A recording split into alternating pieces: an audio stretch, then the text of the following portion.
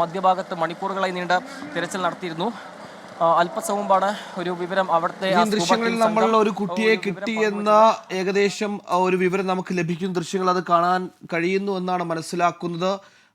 ആരാണ് എന്താണ് നടക്കുമുള്ള കാര്യങ്ങൾ ഒരു വ്യക്തത വരാനുണ്ട്.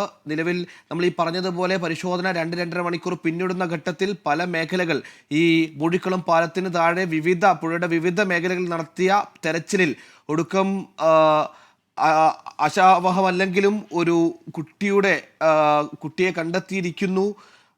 പറഞ്ഞ സൂചനകൾ അനുസരിച്ചാണെങ്കിൽ ആ ഡ്രസ്സിൻ്റെ വസ്ത്രത്തിൻ്റെ നിറമൊക്കെ അനുസരിച്ചാണെങ്കിൽ അല്പം വിഷമത്തോടു കൂടിയാണെങ്കിലും അത് കല്യാണിക്കുട്ടിയാകാൻ സാധ്യതയുണ്ടെന്ന് കൂടി ഈ ഘട്ടത്തിൽ നമുക്ക് മനസ്സിലാക്കേണ്ടി വരുന്നു. ഇതിന് തുടരാം. ഏകദേശം എന്താണ് നമുക്ക് ഈ ഘട്ടത്തിൽ ഏറ്റവും കൃത്യമായി പറയാൻ പറ്റുന്ന കാര്യം നിതിൻ? സ്കൂബ ടീം സംഘം പുഴയുടെ മധ്യഭാഗത്ത് നടത്തിയ തിരച്ചിലിലാണ് കുട്ടിയെ ഇപ്പോൾ കിട്ടിയിരിക്കുന്നത്. എന്തായാലും കുട്ടിയെ ഇപ്പോൾ പുഴയുടെ മധ്യഭാഗത്തുനിന്നും ഈ സ്കൂബ ടീം സംഘം അത് കുട്ടിയെ ഇപ്പോൾ പുഴയുടെ കരയിലേക്ക് കൊണ്ടുവരികയാണ്.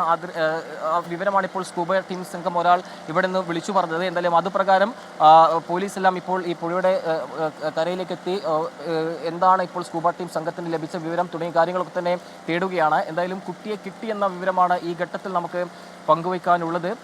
പുഴയുടെ മധ്യഭാഗത്ത് മണിക്കൂറുകളായി നടത്തിയ തിരച്ചിലാണ് കുട്ടിയെ കിട്ടിയിരിക്കുന്നത്. കുട്ടിയെ ഇപ്പോൾ സ്കൂബ ടീം സംഘം ആ ചെറുവള്ളത്തിൽ ഇപ്പോൾ പുഴയുടെ കരയിലേക്ക് കൊണ്ടുവരികയാണ്. ആ ദൃശ്യമാണ് ഇപ്പോൾ നമ്മൾ കണ്ടുകൊണ്ടിരിക്കുന്നത്. മണിക്കൂറുകൾ നീണ്ട പരിശോധന, മണിക്കൂറുകൾ നീണ്ട തിരച്ചിൽ. സ്കൂബ ടീം സംഘം പുഴയുടെ ആഴങ്ങളിലേക്ക് ഇറങ്ങിയുള്ള തിരച്ചിൽ നടത്തി. ആ തിരച്ചിലാണ് ഇപ്പോൾ കുട്ടിയെ കിട്ടിയിരിക്കുന്നത്. എന്തായാലും ആ വള്ളത്തിൽ, ആദ്യം കാണുന്ന വള്ളത്തിൽ കുട്ടിയുണ്ട് എന്നത് നമുക്ക് ദൃശ്യങ്ങൾ തന്നെ കാണാം. നേരത്തെ പോലീസ് പങ്കുവച്ച ചിത്രം അത് പ്രകാരമുള്ള കുട്ടിയുടെ വസ്ത്രം തന്നെയാണ് ഈ നമുക്ക് ദൃശ്യങ്ങൾ തന്നെ കാണുന്നത്. അതുകൊണ്ട് തന്നെ ആ കുട്ടിയെ കിട്ടി എന്നുള്ളത് ഇപ്പോൾ നമുക്ക് ഏറെക്കുറെ എന്തായാലും ആ ദൃശ്യങ്ങൾ തന്നെ കാണുന്നുണ്ട്.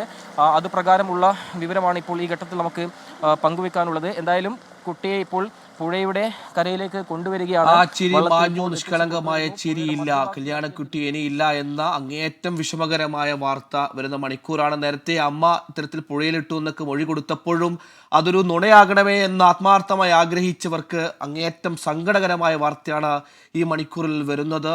വെറും 3 വയസ്സ് മാത്രം പ്രായമുള്ള മകളെ അമ്മ പുഴയിലെറിഞ്ഞ് ഇല്ലാതാക്കിയിരിക്കുന്നു എന്ന അങ്ങേയറ്റത്തെ സങ്കടപ്പെടുത്തുന്ന വാർത്ത.